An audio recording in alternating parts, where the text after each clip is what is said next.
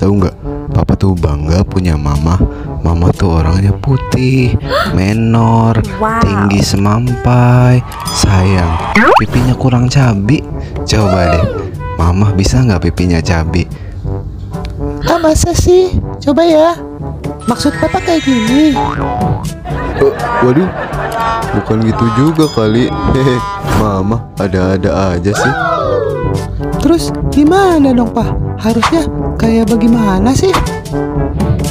Biar mama tambah manis, coba deh senyum. Oh, senyum kayak gini, Pak.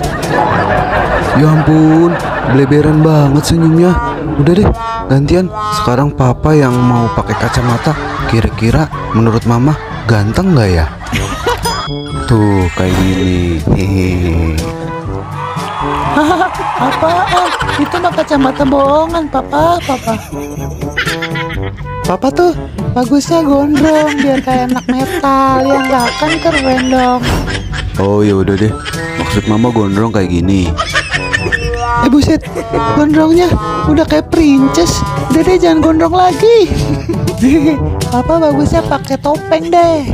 Kalau enggak pakai corong. Coba tuh. Kayak gini mah, pakai topeng. Ya, Papa. Atau kayak gini. Apalagi itu. Papa. Kacau. Udah deh, udah.